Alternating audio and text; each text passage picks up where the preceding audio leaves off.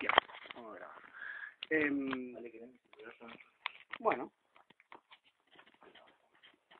¿No querés poner algo en aquella mesita? Acá. Cuando tenemos la mano, Ponemos, claro, lo vamos a ver. Ahí. Ahí ya está. Perfecto. Bueno, son muchos años trabajando con Eugenio, ¿no? Sí. 45, 40 años. Yo estoy desde el 76. Se te dejo hacer la matemática. Está bien, ¿no? Sí, pero casi 40 años son. ¿Qué ha cambiado en tanto tiempo? Una cosa esencial que cambia es que con los años los actores son mucho más responsables de lo que producen al inicio. Es decir, que Eugenio siempre ha sido un director que trabaja con lo que ve, pero al inicio él era mucho más presente en las primeras fases de la construcción de un espectáculo, es decir, que te daba el tema de una improvisación, te seguía mientras que ahora es como si los actores preparan mucho material y después Eugenio corta hasta llegar a lo esencial, que es lo que se queda en el espectáculo.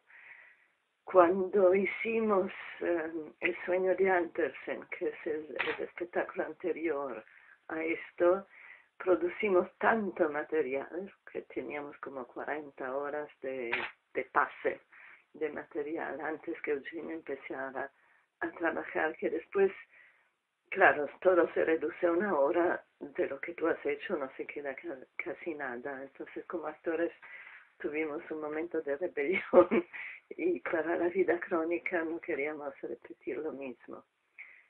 Entonces ahí empezamos juntos, pero lo mismo fue una situación donde Eugenio nos dio un tema y teníamos que desarrollarlo solos, y también todos los personajes que surgieron fueron trabajados los actores solos. El otro que ha cambiado, diría que al inicio, también porque Eugenio no era tan seguro de su oficio, era mucho más duro, y ahora no. Pero al mismo tiempo es como si ahora es un poco más impaciente. Pienso porque es como si sabe ya los caminos que debe seguir, entonces cuando los actores no están ya ahí con él, se vuelve un poco más impaciente. Tal vez es también una condición en la cual estamos, donde el tiempo no está tan a disposición como era antes, ¿no? Antes uno trabajaba largas horas en la sala, y ahora hay tantos otros compromisos y la organización y ganar el dinero, y que este tiempo no es tan a disposición, y nos damos cuenta que es un privilegio enorme poder quedarnos en sala. Y creo que es como si la lucha entre los actores y Eugenio se acutiza siempre más. Pero es lo que es creativo después en la sala de trabajo. Entonces, si uno logra como aceptar este momento de lucha, todo funciona bien. ¿Cómo encontrás el límite entre lo que vos querés proponer y lo que Eugenio necesita? La cosa es de evitar de discutir, porque eso no sirve ni para mí como actriz ni para él como director. Entonces, si veo que algo no funciona, es como si tengo que buscar otra proposición. O si estoy muy atada a mi proposición, es como si puedo reducirla en sus formas exteriores. Sé que lo que tengo que ofrecer a Eugenio es un abanico de posibilidades, no algo que direcciona solo en una dirección, sino algo que tenga muchas posibilidades de significación, como que abre el horizonte, ¿no? Que lo cierra. Entonces es más como trabajar en esta dirección.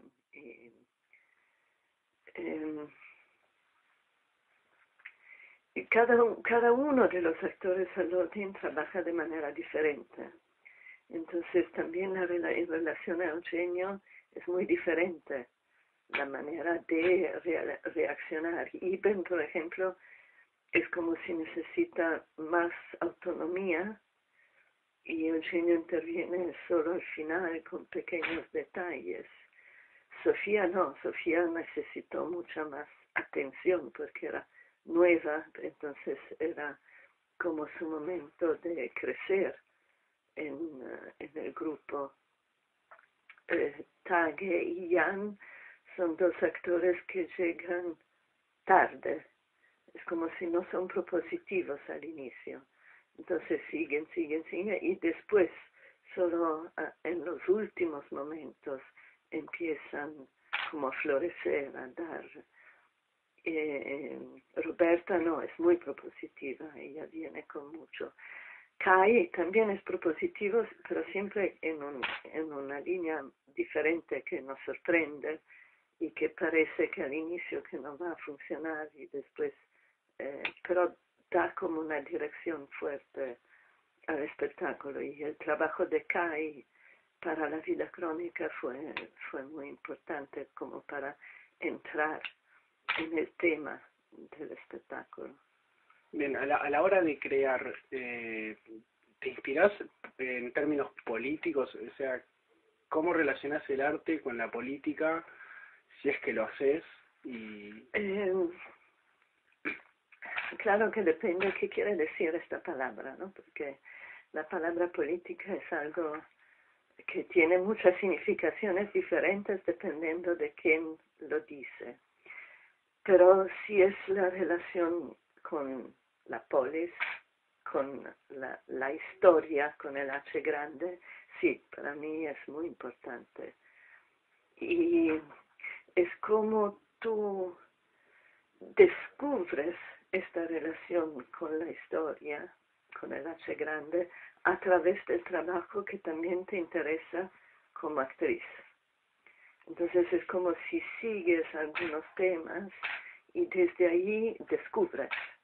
No es que tú vienes con una idea predeterminada, que sabes lo que quieres decir y después lo dices, sino que tienes punto de salida y desde ahí descubres lo que después será tu discurso. Claro que en la vida crónica, por ejemplo, nunca había pensado antes que yo sería una mujer chechena.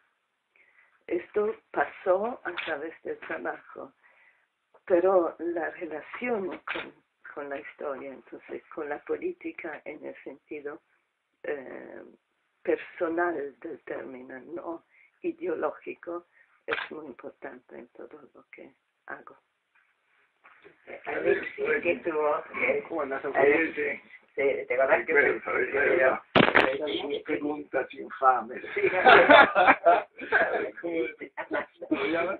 Guillermo. Guillermo. Es el camarógrafo de Alexis. que viene con él. Te voy a hacer- ¿Quieres sentarte allá? Me siento Por, en no, la- pero pasa por acá igual, ¿tú lo dejas pasar? O por ahí si querés por No, acá. aquí. Hay que sortear. Ahí. ¿Qué van a necesitar? Nosotros estamos. Yo estoy bien. Yo también. ¿Verdad? Sí, agua, algo así, ¿no? ¿Lo necesitan? Por ahora no. Por ahora, estamos bien. Yo estoy en la otra habitación. Bueno, bueno. Estábamos un poco conversando, habíamos comenzado con un tema conversando sobre lo temporal, o sea, hace tanto tiempo que están trabajando juntos, con ella en concreto estábamos sacando un poco los cálculos, son cerca de 40 años, y bueno, la primera de las cuestiones que se me ocurría era pensar o tratar de hilvanar cuáles han sido las principales diferencias que se puedan hoy día estar viendo después de tanto tiempo de trabajo. tanto a la hora de la creación como en la relación interna del grupo. Cuando Elodin comenzó en Noruega, era un pequeño grupo de jóvenes rechazados a la escuela teatral, sin experiencia. Yo mismo no tenía posibilidad de trabajar como director en los teatros de Oslo. Así que éramos un grupo de aficionados y sobre todo con la conciencia de ser profundamente indefensos a nivel de conocimiento, no sabíamos nada. Así que desde el comienzo hubo esa necesidad, casi obsesión, de cómo acceder a fuentes que podían inspirarnos a llegar a un nivel de eficacia artística. Eficacia en el sentido de poder llegar al espectador individualmente y de decir a cada espectador, a pesar de su biografía específica, algo de relevante. Esto nos tomó muchos años y hoy la diferencia es que logramos construir todo un ambiente con personas que se quedaron años y años, algunos de ellos toda su vida, en realidad artística, 50 años, 40 años, 45 años. Y lo que antes era como un teatro piramidal, conmigo hace director y los actores que seguían mis indicaciones, hoy se ha vuelto más como una situación de mesa redonda donde hay un viejo rey Artur que observa cómo sus caballeros van y se enfrentan a batallas personales en diferentes lugares. Todos los actores son al mismo tiempo no solo pedagogos, sino también directores, tienen sus proyectos, algunos de ellos en grandes festivales, todo autónomo. Así que de un lado tú tienes una estructura muy atada a su director, Eugenio Barba. De otro lado hay un ambiente profundamente anárquico, con una grande anarquía. La anarquía esta que mencionás, ¿intenta también vincularse a algo político? Tenemos que dar una definición de política. Nunca Elodin fue políticamente partidario. En cada situación el adversario es diferente. Por ejemplo, nosotros cuando en los años 70 y 80 estábamos en América Latina, trabajamos a menudo con sacerdotes de la Teología de la Liberación, por ejemplo en Chile. Cuando estábamos en otros países también colaboramos con grupos comunistas de izquierda. Al mismo tiempo, en Europa estuvimos en la Unión Soviética en la Casa de los Disidentes contra el régimen comunista. Es evidente, no es la ideología que decide dónde está el adversario. Y las vanguardias, ¿cómo te influyen en ese aspecto? Las vanguardias latinoamericanas que en un momento tratan de tener como una militancia a la hora de la escritura. Pienso en Cortázar, por ejemplo, cuando se pone a militar. El escritor. El escritor, sí. Y yo comprendo muy bien que en algunos casos uno se vuelve militante. También a mi origen existe una militancia política. Yo era emigrante, todavía no era hombre de teatro. Así que tú claramente sabes, en esos años era muy evidente quién eran tus adversarios contra los cuales tú tenías que luchar, la de izquierda.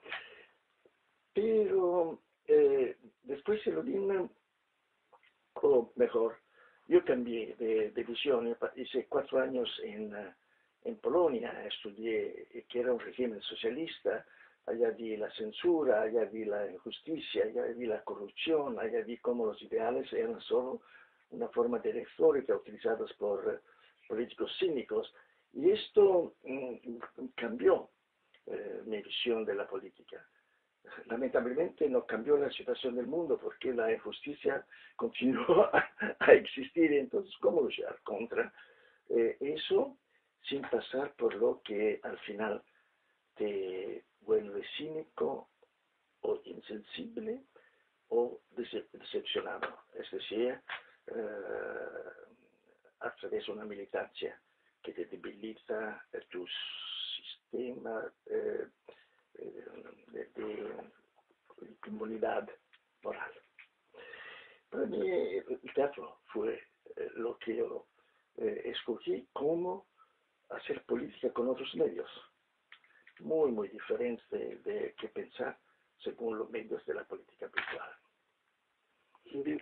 Y Si puedo, porque yo de joven en Milano era una militante de la izquierda política y llegar al Odin creo que me enseñó 2 cosas que tienen que ver con esta política en el sentido de relación con la historia.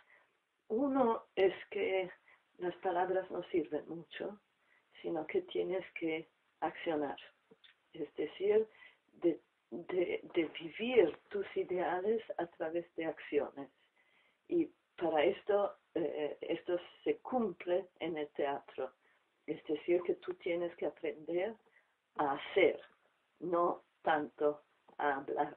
Porque en los discursos uno puede decir muchas cosas, pero después lo que de realidad deja una semilla o una traza es lo que tú haces. Y el otro es que las relaciones que tú estableces son personales. Entonces, aquí en Uruguay tenemos unos lazos muy fuertes con algunos actores del galpón, pero a nivel institucional esta relación no funciona. Funciona porque tenemos lazos personales. Entonces, y esto pasaba cuando organizamos trueques en un pequeño barrio, en una pequeña población. El hecho que tú tienes una relación personal con un joven funciona porque tú a esta persona puedes decir, por ejemplo, ok, yo vengo con el espectáculo, tú devuelves algo con la población local, y él te dice, no, pero no hay nada. Entonces tú dices, ok, no venimos, pero tú podrías ir a buscar en los que afeitan, como se dice, barberos. O puedes ir en los cafés, en los bares a buscar las personas. Pero si tú esto lo haces a nivel institucional, hablas con algo que no tiene cara, no logras establecer esta relación. Entonces, para nosotros, esto de luchar contra la injusticia, de hacer que el teatro sea política con otros medios, se realiza porque tenemos una relación personal con las personas con el cual tratamos de organizar algo. Pero es muy importante de entender esa frase un poco retórica, luchar contra la injusticia, que al final no es lo que es importante a través del teatro es despertar energías latentes.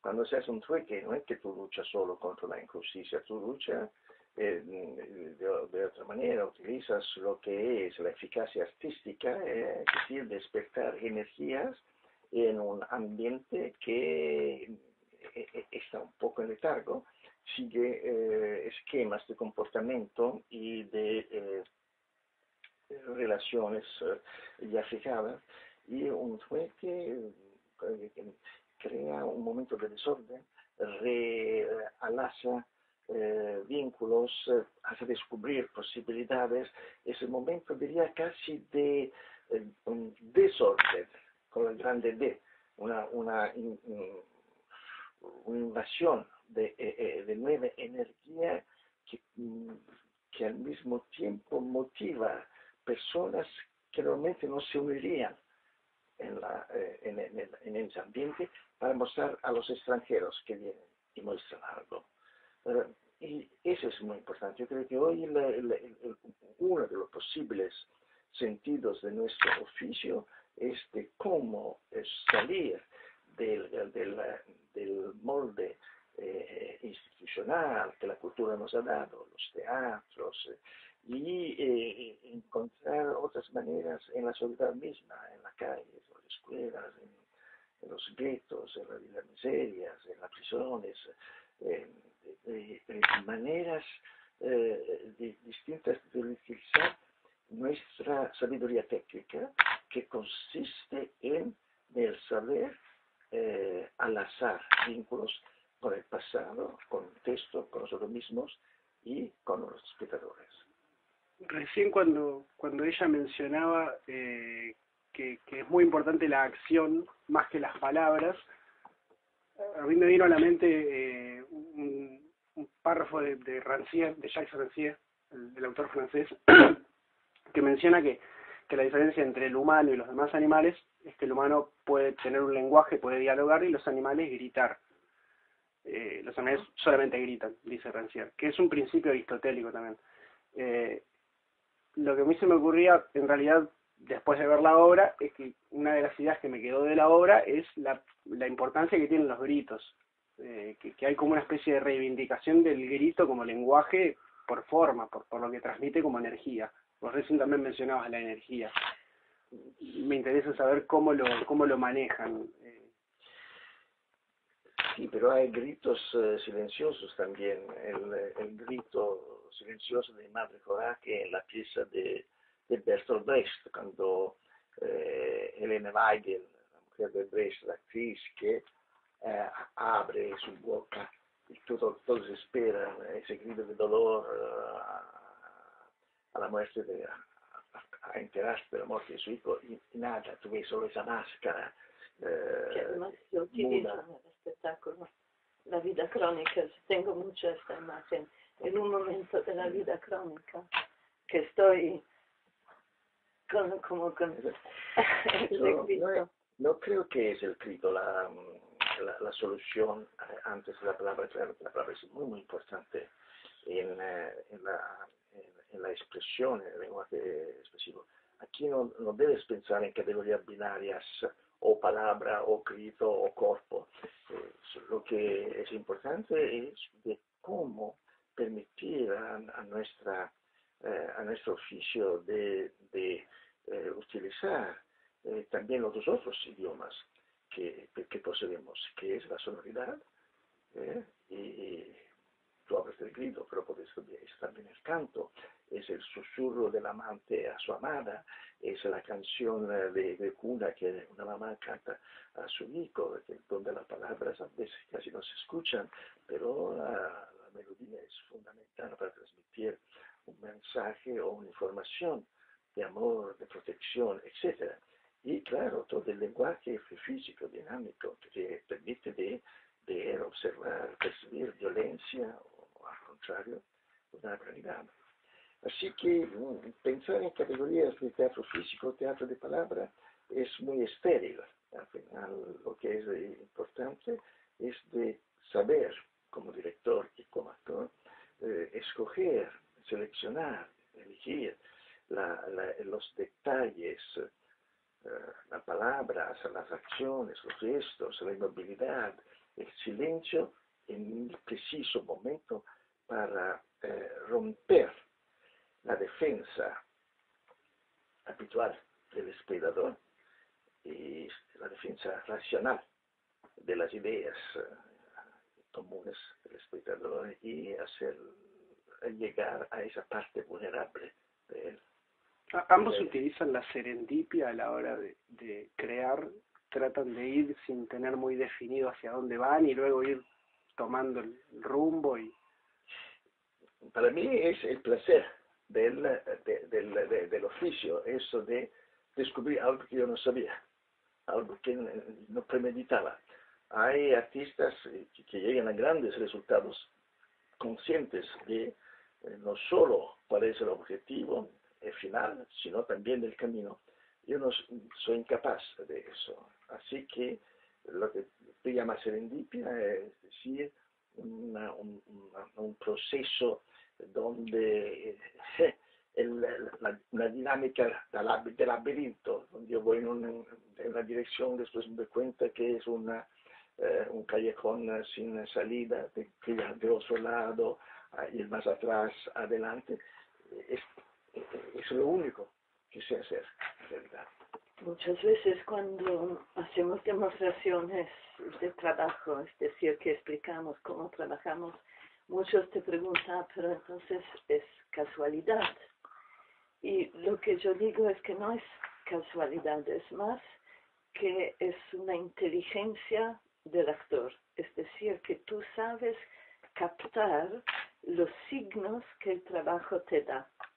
Que no es algo que tú haces racionalmente, que tú sabes, después de esto viene esto y esto, sino que cuando tú trabajas, algo pasa.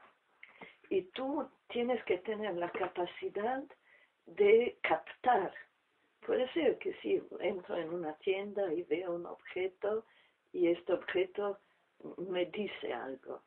Y saber que este objeto puede ser una cosa importante para el proceso de creación del espectáculo. No es caso, es saber trabajar con esto, que es un poco diferente, no es cualquier cosa. No, tú eliges esta música porque esta música te indica algo. Ahora tú esto no lo sabes explicar racionalmente mientras pasa. Lo puedes explicar racionalmente después. Es en oposición al tema, tienes energía, ritmo. Pero en el momento que lo eliges, no sabes explicarlo. Pero es como si tu experiencia, que está completamente incorporada, y también para el director, aunque él ve y no está trabajando con el cuerpo físico, pero trabaja con sus sentidos, en elegir algo, en decir sí a esto y no al otro. Y esto desde afuera parece casual, pero yo sé que es una inteligencia particular que se ha desarrollado con la experiencia en el trabajo. Estamos hablando de algo muy particular, es decir, un proceso de creación donde no es solo esa parte del cerebro que normalmente utilizamos, es decir, racional, de causa y efecto, de poder ya prever lo que va a ser los próximos pasos. Es también una manera de utilizar otras fuentes de sabiduría que nosotros tenemos, pero que son aves subliminales, no conscientes. Y todo el aprendizaje de los actores de Rodin, como también lo que ellos me enseñaron, fue eso, que existe, es evidente, toda esa región de nuestra interioridad que posee esas características y que normalmente no viene utilizada en nuestro oficio. ¿Y hay límites cuando están creando? ¿Vale todo? ¿O hay cosas que dicen esto no se puede hacer? Al comienzo se puede hacer todo. Al comienzo es la libertad más absoluta. Y eso dura largo tiempo. Después llega un momento cuando para todos nosotros, y sobre todo para el director que decide eso, se comienza a pensar en categoría de espectador. Porque en la primera fase, es como ir a pescar. Tú vas a pescar y cada actor regresa con corales, pescado, piedras, algas, de todo. el pescador, cada una de esas cosas tiene un sentido, un valor, un olor, pero al final todo eso debe ser transformado en se podría llamar como en un organismo, en un tejido, en una estructura viviente que tiene que despertar reacciones en el espectador. Y son reacciones de diferentes tipos, sensoriales, emocionales y también, claro, intelectuales.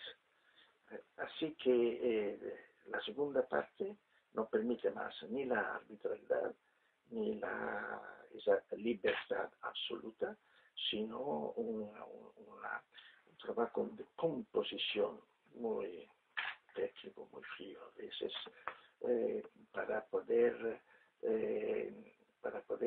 llegar a diferentes tipos de espectador, a un ciego que no puede ver, entonces donde toda la sonoridad del espectáculo se vuelve fundamental, o a un zurdo que no puede escuchar, a través de los ojos tiene que comprender la palabra, a un niño que no tiene capacidades de abstracción, a un espectador como Borges, que conoce todo, y entonces la mínima asociación que hemos puesto, y que el 99% de los espectadores no van a comprender o a captar, él inmediatamente va a sonreír y decir, observe, están citando ahora eso. Así que el trabajo con el espectador en la parte final es fundamental para el director. Él trabaja más con la percepción del espectador, de esos tipos de espectadores, que no con los lectores. Sí, creo que si hay una regla es sin duda el respeto del espectador. Y aunque Eugenio dice que al inicio hay toda la libertad, pero Eugenio es nuestro primer espectador. Entonces es como si para nosotros como actores siempre el espectador está presente. Y respeto, por ejemplo, quiere decir que si tú haces algo, no lo haces para ti, lo haces porque alguien lo ve. Entonces es como si tienes que poner en visión lo que tú haces como actor. Y esto crea inmediatamente un cambio en cómo tú trabajas. Puedes trabajar muy, muy, muy pequeño, pero no es que puedes quedarte en una especie de meditación que no da signos afuera. Tienes siempre que tener en consideración que hay alguien que va a percibir tu trabajo desde afuera. ¿Y modifican lo que están realizando en función de eso? ¿También buscan conformar o perturbar a un espectador? Cuando se llega en la parte final, en realidad yo decido que ahora el espectáculo está terminado, no se cambia nada. El espectáculo que tú viste aquí en Uruguay es idéntico al espectáculo que hemos presentado en diferentes lugares de Europa. Es como si el espectáculo está es preparado en base a algunas informaciones que llegan a todo espectador de cualquier país. Son informaciones del tipo tu relación con tu padre, tu relación con una persona amada que tú perdiste, tu relación hacia el encuentro con una persona cínica, que diferente, que falta empatía. Y esto es en cada país, en cada cultura. El espectador, una persona que va al teatro, lo va a percibir. Creo que la situación histórica y también las condiciones biográficas del espectador le puede añadir algo. Por ejemplo, a nosotros nos sorprendió. Nunca los espectadores habían mencionado la tortura, imágenes de tortura en nuestro espectáculo. Y extrañamente aquí algunos espectadores mencionaron cuando hay una escena de un falso suicidio de la sirviente, ¿no? Allá, aquí algunos espectadores uruguayos hablaron, al contrario, de tortura, claro, porque ese tipo de suicidio era también un tipo de tortura que se aplicaba en vuestro país durante la dictadura. ¿Y cuánto hay de biográfico en esta obra, en la vida crónica, a la hora de la elaboración, tanto de tu personaje como vos de la selección en general? De manera consciente no hay nada. Yo nunca trabajé con lo biográfico, a pesar que yo sé que algunas experiencias de mi vida son muy importantes como una especie de radar para orientarme, para decidir algunas cosas. Claro que lo que, sobre todo en el espectáculo, me comencé a descubrir y trabajando y a seguir casi tentando de llevarlo a manifestarse, era el amor a través del dolor. Es la historia de esas dos viudas diferentes, la viuda de una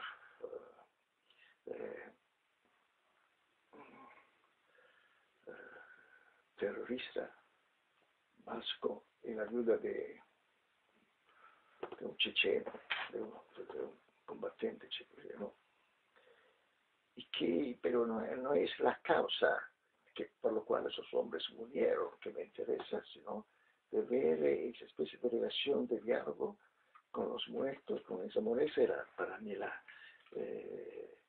y porque imagino que eso es algo que appartiene a mi familia, porque yo crecí en una familia donde todas las mujeres habían perdido sus hombres en la Segunda Guerra Mundial. Sí, veía, imagino que es eso, porque eso pero no era consciente al comienzo, voy a recrear esa situación.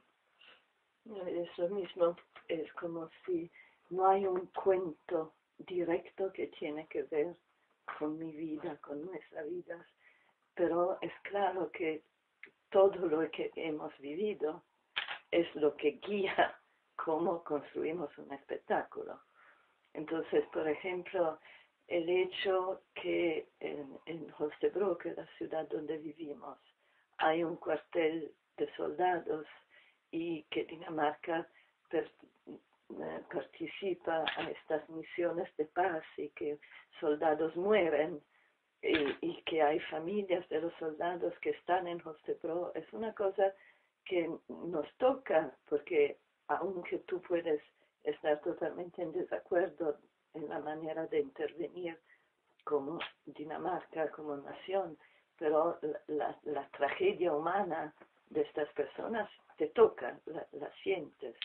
El problema de los inmigrantes que llegan a Dinamarca por cuestiones económicas, por refugiados políticos, y la grande contradicción que vives en un país donde tú sientes un gran rechazo hacia a lo extranjero y al mismo tiempo sabes que no hay solución. No es que tú puedes decir, ok, todos entran al país y todos se asimilan porque no se asimilan, porque hay diferentes culturas que viven en la ciudad y la falta de trabajo es algo real, ¿no? Entonces tú vives estas contradicciones en tu vida cotidiana y claro, estos se expresan también a través de los temas que eliges confrontar con un espectáculo. Hacer un espectáculo es también una manera de hacerte preguntas que tienen que ver con tus vivencias, tus experiencias, pero no es el cuento directo de algo que tú has vivido, es hacerte preguntas a través del espectáculo, tratar como de entrar en la contradicción que tú vives cada día en la historia, ¿no? Pero si yo produzco un material, si hago una escena, claro que está basado en mi experiencia, no es que invento algo yo retiro la mano del fuego porque sé que es caliente, ¿no? Entonces esto viene de tu experiencia, pero es diferente decir que sea un cuento directo de tu biografía. ¿Y el teatro se lleva a la vida?